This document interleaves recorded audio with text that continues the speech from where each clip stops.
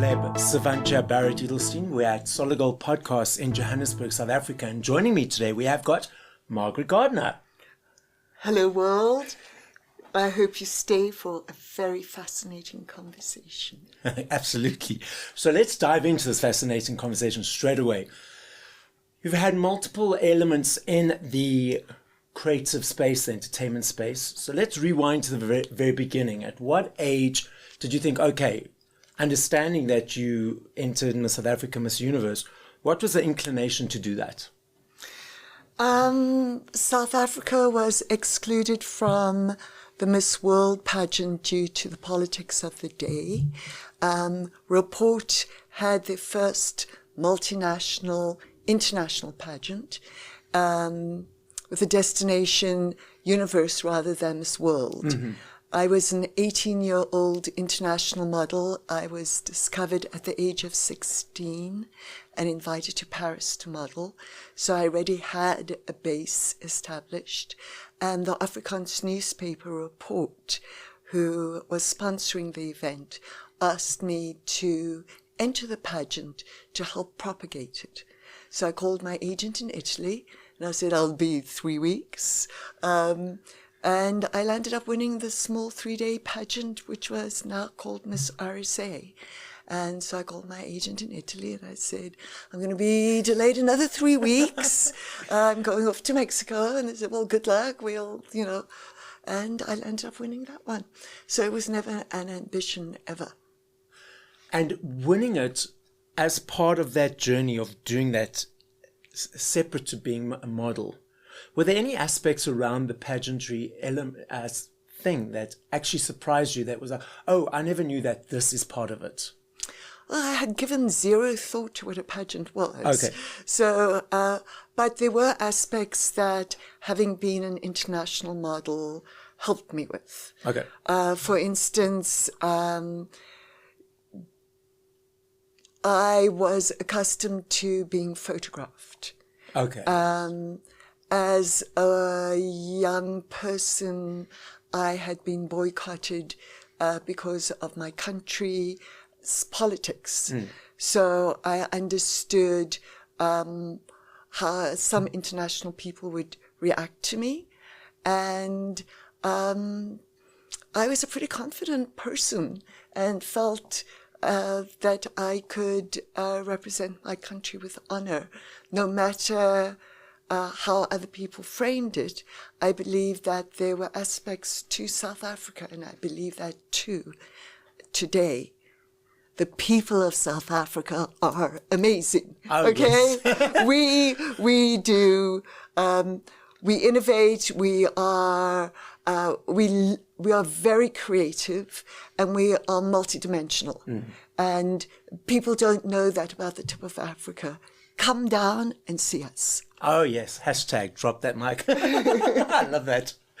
Now, having done the pageant, winning Miss Universe, how did that title or the experience lead you to different paths in the industry? It was interesting because it took a year of my life. Mm-hmm. You contracted out. But it was an incredible experience. As Miss Universe, you get to go around the world and meet people who range from every culture and background. And when you arrive at the airport, they ask you questions about the controversies of their country. So what I did, and I'm sure the others do too, is I would read about the country I was about to visit so that if they asked me a question, I'd have an informed opinion. And I was a natural history buff.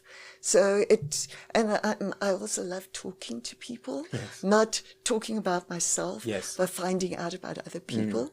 So it was just a joy. And I also love food. So, you travel the world, you get the best food. What's not to love? What were the next steps? What was your choice to say, okay, I'm doing this after Miss Universe? Did it naturally, the paths open up, or was it a thought, I'm actively going to think about doing this? Or did the next steps just develop as you moved forward? I had wanted to be a writer always. I also wanted to finish my education.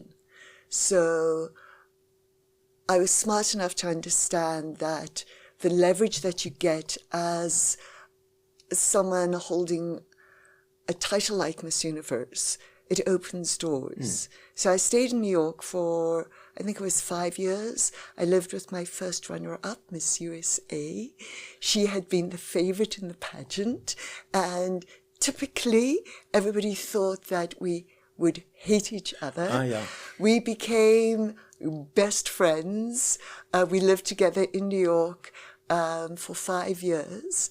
And in this day and age, they would have created a reality show about us because we had so much fun. And I wanted to finish my education. I got a degree, a Bachelor of Science degree in America. And then I returned to South Africa and was a talking head on Good Morning South Africa. And I I directed and wrote television segments for magazine programs here. Talking head, what does that mean? That means, a talking head is the person behind the desk. Okay, understood. A host. Yes, understood. Now, what's the difference between just presenting and hosting compared to when you're directing it as well? Yeah. Well, I think that you have to be really on your toes. You have to be able to speak concisely, have a beginning, middle, and end to your sentences, and be able to convey information in a way that entertains, informs, and keeps the fascination of the listener. Don't go away. Pretend I'm doing that now. Okay. As a director, you have to oversee that all other technical aspects, as well as the person in front of the camera, is doing their job. So ins and outs, lights, backgrounds, noises in the background, getting the guest, the technical aspects. Did you ever do it at the same time, direct Yes. and then present? Yes. And host.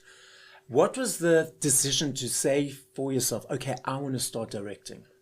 Well, actually, I've been so fortuitous because I was a talking head, a guest presenter on television. One of the people who did television programs, segments for magazines, asked me to come and present for her. And then once we worked together, we really liked each other. And then she said, would you like to write some episodes? And then she introduced me to editing. And one day she couldn't turn up and she said, would you like to direct? So my answer to any question where I will learn and grow and stretch is, yes, please, may I? I love that because so many people fear learning because they see their comfort zone and it's like, oh, I now need to step out of this comfort zone. What does that mean? There are a whole bunch of things I don't know. It's interesting because I teach spinning classes and the regulars who've been coming to spinning for years always goes to their bike. The bikes are not pre-booked or any type of situation, but if someone is in their bike, they're very unhappy. Who's in my bike? How dare they? So so many people are not open because they're so scared of being pushed out of that. But it's lovely to be open to that and say, okay, let's learn. Well, I've never been qualified for anything I've done. Everything that I've been asked to do, I've brought my innate intelligence, ambition, empathy, and excitement of life to. And I've learned on the job. I think that, if you love other people, if you want to create excitement, if you believe in opportunity, why not step into it and try? What's the worst thing that can happen? Exactly. You can fail. And if you fail, you can learn. Exactly. And you can improve. And you can try all over again. Don't be afraid of failure. Well, I actually don't ever think of anything as a failure because if you've learned from it, how can you say it was a failure? Because you've learned. So we are definitely simpatico. Yeah. Okay, now, being in the industry for a number of years. 50 years. 50 years. I am now 65.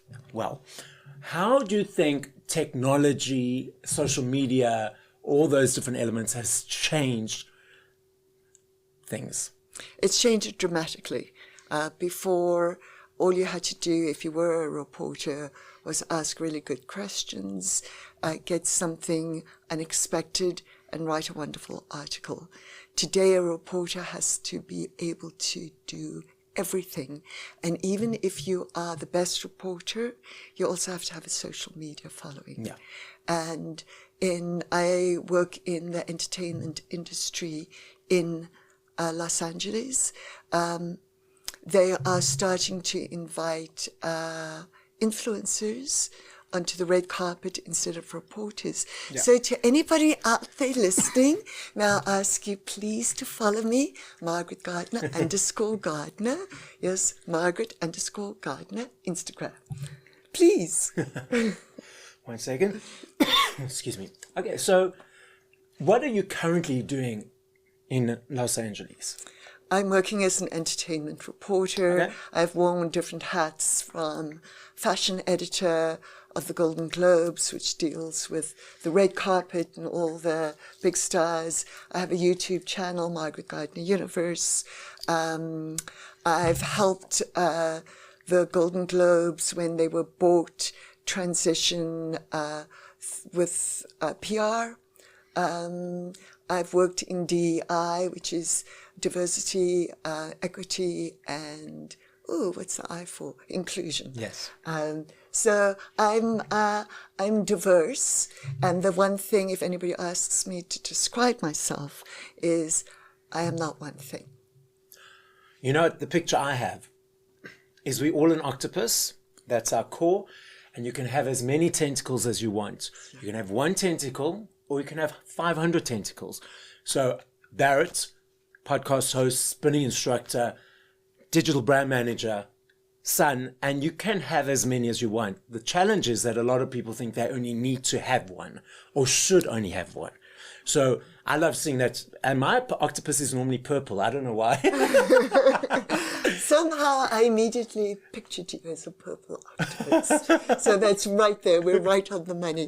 I have to say that my book is about that very thing. It's about identity. But what the book deals with is projected identity, protective identity, and the vast colors between, because how you self-actualize is also influenced by how others perceive you. Yes. So we're going there. Ooh. What was the inclination to say, okay, I want to write a book of this nature? Okay, so I've written a book called Damaged Beauty, Joey Superstar. It is set in the world of modeling, movies, glamour. It includes drugs, alcohol, and copious sex. Okay. It, in other words, reflects the world of which I'm writing about. It is set in the 1980s. And while it has froth and fun, it also has a very dark underbelly that deals with power funnels, with how people are manipulated, how we give ourselves away in order to achieve our goals, how things are taken from us when we don't hold onto our boundaries, and how we hang on to friendships and things that no longer serve us, and finally, how we self-damage. The things we say to ourselves, the things that happen to us that we have no control over, that we then go and castigate or blame ourselves for. And I want this book not only to entertain. They say it's a fast read. There's going to be shocking stuff. I also wanted to start conversations so people can go, oh, I do that. Or, has this ever happened to you? I I want us to get chatty. I like that word, chatty. And what was the thought for you to say, okay, I want to go to do this? What? So as an entertainment reporter, we're constantly having great conversations with A-list talent. Mm-hmm. And they are exposed to the best and have the best tools. So sometimes in a conversation, a phrase will come out and you go, ooh, that reverberated. I write that down. And because of the life that I've lived a very interesting life. I've modeled all over the world. I've, jumped out of aeroplanes. I've done adventurous things. You also get to meet vulnerable people. In the spotlight, there are a lot of vulnerable people. Yes. Because your self-worth is tied up to others' opinion of your self-worth. Yeah. Yeah. That's yes. Interesting. I'm capable, I'm good at what I do, but it doesn't mean I get a seat at the table. And if you do, they may not let you sit there very long. Yes.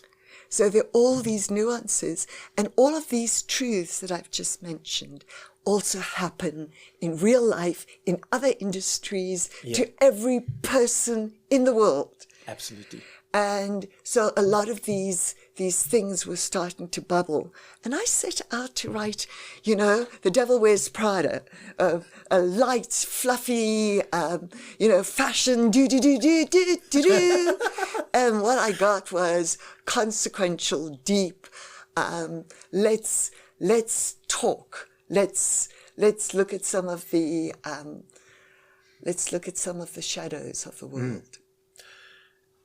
During the writing process, were there any aspects of the actual physical writing and the duration, etc., that was actually surprising to you, or it just happened naturally? So I didn't set out to write a book. Okay. I had a character in my head. I thought it would fit into the genre of The Devil Wears Prada, and then these characters just have a voice of their own. And Joey was a subsidiary character. She took me to a place often that I didn't want to go. She did things that I disapproved of.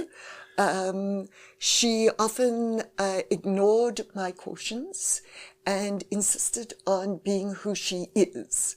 And that's actually an aspect of her in the book. She's so damaged, and she knows that people are going to say that she does these things anyway. She gets there before the other people. She can prove that she can be whatever she wants to, and that nobody can hurt her, and in the process self-damages. So I just wrote as it came. I didn't edit myself. And then once I realized, okay, I now have over 500 pages. Maybe I should stop and say, what do I have? Okay. And then it fell into very clear 3 books. So I have 3 books. They're about good girls who get treated badly and fight back. Oh, I like that. So each book is called Damaged Beauty, and it focuses on a different character, but all the characters are in all 3 books. Oh, okay. So the Joey superstar, that was a subsidiary character in the first book, but made huge contributions to the protagonist in the first book, becomes the star in the second book, and then evolves in the third book. And people have liked her so much, they've asked me to write a 4th book. But I'm going to need people to buy the book. And if it's successful, if you love her, if you love the book, I will bring all of these to you. So the first or second book is out? So this is the first book. The first book. But when I wrote it, it was going to be the second book. Oh, okay. But Joey is demanding, I tell you. She will not sit in her place. She was like, wait for them. We'll get to them. Superstar. It's fascinating. Do you think it could be developed into a movie? Well, so the book had a soft release in America. So it's on Amazon, Barnes & Noble, all the big platforms. And people are starting to write about it. And I'm getting 5-star reviews, but they're all saying this would make such a good series. And I think it would. But the third book, if we ever get to the third book, that's going to make a blockbuster movie. Well, I just know it. But I don't know if we'll ever see the light of day because, people have to like it. Yeah. Well, I'm sure we will. I hope so too. Go out and buy Damaged Beauty, Joey Superstar by me, Margaret Gardiner. So, Margaret, heading back, you mentioned the Golden Globes. Yes. How did you get involved with them? So it's interesting. It's taken on a new aspect now because it's owned by a private company. But at the time, it was a philanthropic organization, and they used the money from the show to generate money for causes that were worthy. And as a journalist in the international sphere, we would often overlap. We'd sit at tables together. And because I'm such a good reporter, also incredibly modest, several people invited me to join. And then you have to show your credentials and do all of that. So I became a Golden Globe member and initially worked on doing set visits and the different committees there were. And then finally somebody discovered, oh, wait, you used to model. And I said, why? I don't talk about it. They said, would you be the fashion editor? Oh. So then I was able to build that out and do things like costume design, speak to designers, showcase people who didn't get an opportunity to be showcased. And it was fascinating, loved it. So when you say fashion editor, does that mean that you're dressing the presenters, or what do you mean? No, so when the stars walk the red carpet, I would be that person who asks that super intelligent question. Oh. Excuse me, what are you wearing? Okay. Who are you wearing? And out of all the A-listers and people that you've spoken to or interviewed or interacted with on the red carpet, 3 people that you have as yet to do so who you'd love to. Oh, gosh. You do know I've been doing this for decades, yes, right? But I'm sure there's some you've missed. I think I've spoken to almost everyone. Tom Cruise, George Clooney, Angelina Jolie. I just did Ariana Grande, Zendaya. I've done them. I've done a lot. Okay. Yes. And let me tell you, people like Zendaya, you look at her and you think, okay, star, yes, she can sing, yes, she can act, yes, she looks gorgeous. And then you sit down and you talk to her and you go, there's some people who are just born to be stars. Yes. She's got she's got the whole package. Yes. And she's nice. That's interesting. a lot of them not nice. Well, no names. No names. No names shall roll from these lips. But yes, yes, human nature. Yes. Okay. And sometimes the newest actors are the trickiest. They get quick fame and they haven't yet learned that, first of all, it's a symbiotic relationship. Yeah. And secondly, that today's famous person can be tomorrow's homeless person. It's just that dichotomy exists. You look at Amanda Bynes, who actually, was a child star, gorgeous, very talented. My heart breaks for her because she's the kind of woman that is in my book. She's somebody who has all the ingredients for others to emulate, and she's struggling with mental health issues. Yeah. So, yeah. What do you enjoy about being on the red carpet? So because of my modeling background, I approach the red carpet differently from most people. I understand the artistry. And after I've asked that dreaded question, who, what, etc. I actually put together the fashion galleries that the world sees that represents the best and most creative. Yes. And then I write about them. So in the roll-up to an award show, they're usually parties where you go and you socialize with the stars. Everybody thinks that it's an ego thing, that you're getting your pictures. When I'm at a party, I'm going up to the star and saying, I'm going to be on the red carpet. What should I expect you to wear? Please look for me. These are the topics I want to be asking you about. It's prep work. Yeah. So once I'm on the carpet, I try and make the star feel comfortable and not just ask what they're wearing, but what their experience will be, what they've learned from the last time they were there, what happened in the ballroom last time that they don't want to talk about, who they're excited to see, because we see these stars every single day, but they don't work together. They are the star. So they're the biggest person on the movie set. They don't always get to see Meryl Streep. Yeah, yeah. So when they come to the Golden Globes and they see Meryl Streep, they're like, even though they're a big star themselves, you know, and she's so amazing. She is a big star, but she gets excited about seeing other stars. Yeah. So it's really wonderful. And that networking thing you mentioned, it just also allows them that when they see you on the red carpet, they feel comfortable. It's like, there's Margaret. I know her. Yes. Let's go have a chat. We know we're going to discuss about. There's not going to be any of this clickbait. Exactly. I'll never ask you who you're dating. Yeah, I'll never ask you anything embarrassing. Yeah. And I'll never put you on the spot. There's no joy in that. Yeah. I've also been on the other side of that. I've been on the red carpet. I've had to answer questions. I just judged the Miss Universe pageant held in Mexico. I was the only Miss Universe who was on the judging panel this year. It was a huge honor. I understand what it's like to be in front, behind, and to want to get there. Yeah. And to be glad to walk away. Absolutely. Like sometimes I look, I'm not saying better or worse, I'm the same. I'm not interested in any of the clickbait or any of that kind of stuff. But I sometimes see questions that people ask, I'm like, how?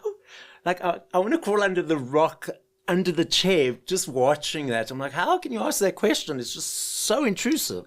So it's interesting. Sorry, I didn't mean to cut you off. No, Please that's go fine. ahead. No, I was finished.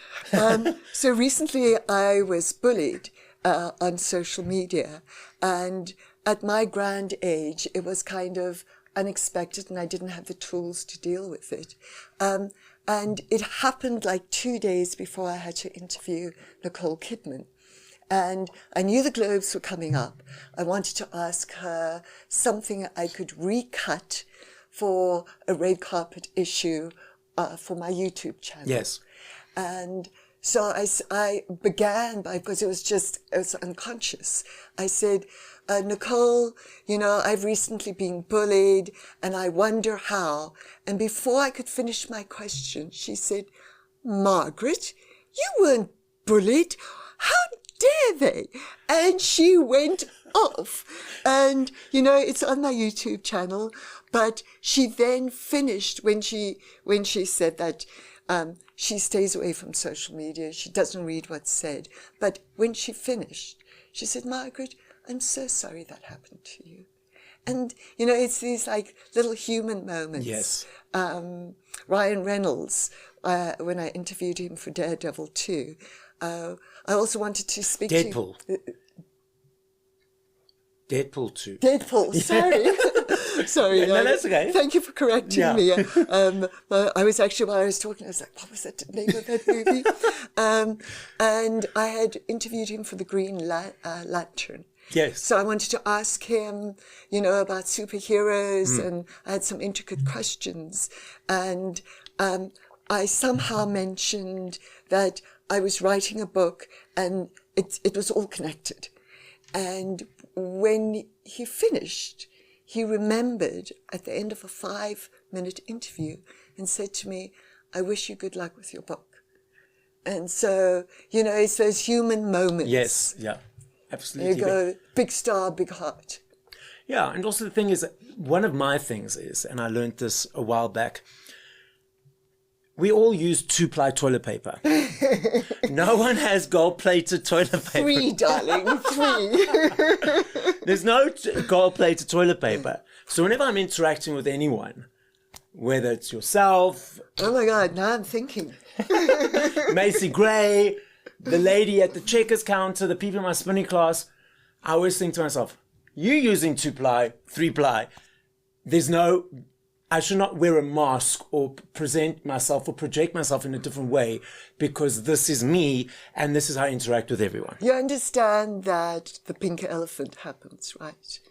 Remind me, what's that? If they say don't think of a pink elephant, you think of one. Yeah, I just when thought you of it when now. you when you spoke about the octopus, I saw you as a purple octopus. Yeah. You're now talking about 3-ply toilet paper.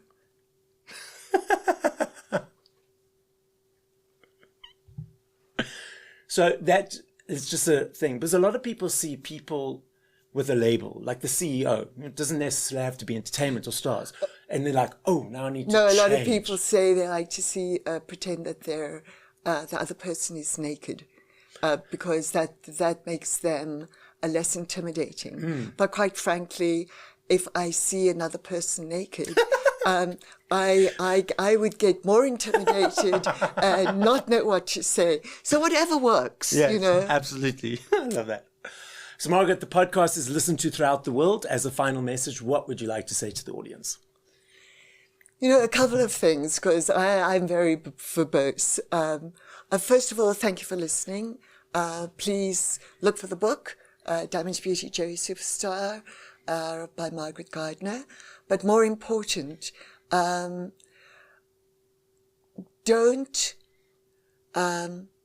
target other people. Don't bully other people. Pretend that you are the target that you're writing about, and think about what you would like to be said. Obviously, we read the comments, and it's okay to write something that you think would be helpful, but don't write something that will break them down. Also, believe in you. There's only one you in this entire world. You're completely unique and special and lovable, just as you are. So go out and be you. Flourish and thrive. So guys, as Margaret says, be your unique self. Flourish, thrive, empower others, have compassion for others, uplift them. This is Celeb Savant signing out. Another production from Solid Gold Podcasts.